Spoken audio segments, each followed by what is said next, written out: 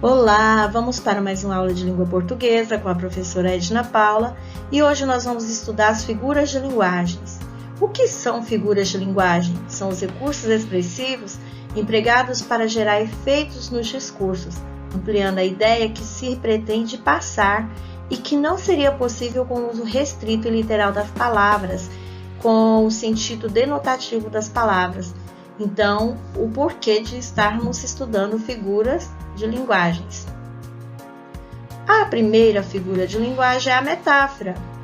E o que é a metáfora? É o emprego de palavras fora do seu sentido normal e é o emprego por analogia. Olha o exemplo, o seu irmão é um monstro. Eu estou comparando as características do irmão com as características de um monstro e não aparece nenhum elemento comparativo. Então, essa figura de linguagem é chamada metáfora. Agora nós temos a comparação. Quando é que eu tenho uma comparação? Quando se estabelece a aproximação entre dois elementos que se identificam, ligados por nexos comparativos, como tal, qual, assim como, que e nem. Vai aparecer esses elementos na frase. Então, será uma comparação. Ela é linda como uma flor. Vamos agora para a onomatopeia. O que é a onomatopeia? É a tentativa de reproduzir sons e barulhos pela escrita. Derrubou o prato enquanto enxugava a louça. Crash! É o barulho do prato caindo.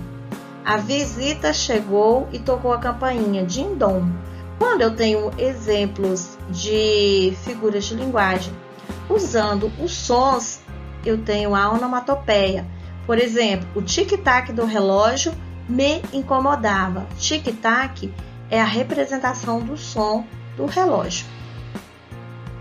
Agora nós vamos ver a figura de linguagem chamada prosopopeia ou personificação, que consiste em atribuir a objetos inanimados ou seres irracionais sentimentos ou ações próprias dos seres humanos. Exemplo: essa geladeira já está cansada de trabalhar. A geladeira não trabalha, mas sim um ser humano. Mas aqui foi usada umas características próprias de humanos. Por exemplo, se eu tiver também a onda beijava a praia. A onda praticou a ação de beijar, que é própria do ser humano. Então, é uma prosopopeia ou personificação. Vamos ver agora também a figura de linguagem chamada pleonasmo. Essa figura de linguagem consiste em repetição de um termo já expresso com o objetivo de enfatizar a ideia. Vi com os meus próprios olhos. Quando a gente vê, já é com os olhos, com os nossos próprios olhos. Olha um outro exemplo. Temos também o pleonasmo vicioso ou grosseiro. Descer para baixo, subir para cima, entrar para dentro, sair para fora. Isso daí é o quê? Um pleonasmo, porque está falando uma palavra que já foi dita. Então, quando acontece isso, eu tenho pleonasmo. A próxima figura de linguagem é a catacrese. É o uso impróprio de uma palavra ou expressão por esquecimento ou ausência de termo específico. Pé da mesa, asa da xícara, boca do túnel, dente de alho. Então, quando eu uso fora do seu sentido comum, então eu tenho a catacrese. Tenho também a metonímia. A metonímia é a figura de linguagem utilizada para substituir um termo por outro, emprestando o seu sentido. Por exemplo, ler Jorge Amado. Você não leu o autor Jorge Amado, mas você leu o quê? A obra de Jorge Amado. Então, é o autor pela obra, ou seja, o livro. Esse prato está gostoso demais. Não é o prato em si que está gostoso, mas o alimento que está dentro do prato. É a mesma coisa quando eu falo, bebi 2 copos de água. Na verdade, você não bebeu a água, e sim o conteúdo que havia dentro do copo. Então, eu tenho aqui uma metonímia. Agora, essa figura de linguagem é a hipérbole.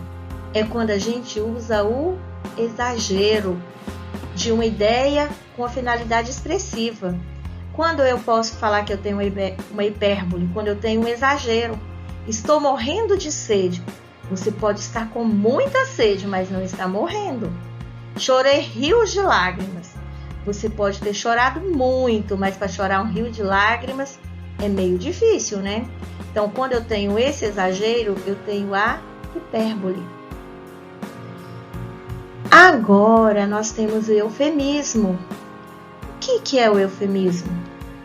O eufemismo consiste em suavizar alguma ideia desagradável, ou quando você tem uma ideia desagradável e você quer suavizar, amenizar, você usa essa figura de linguagem, o eufemismo.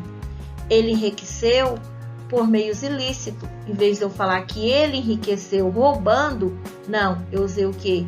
Meios ilícitos. Partiu desta para melhor. Ele fez o quê? Ele morreu. Você faz uma prova no concurso e você não foi aprovado. E liga lá. E a atendente fala para você: as vagas já foram preenchidas, para não dizer você reprovou. Então, quando eu quero amenizar, eu tenho o eufemismo. Vamos agora para a ironia. A ironia é muito usada em nosso dia a dia. A ironia é a utilização de termo com sentido oposto ao original, obtendo-se, assim, um valor irônico. Quando você fala com valor irônico, você tem uma ironia. Fale mais alto, lá da esquina ainda não dá para ouvir. Quando eu estou dizendo que a pessoa está falando muito alto. Ou alguém chega com a roupa e a gente comenta: esta roupa ficou muito bonita em você. Mas na verdade ela está feia.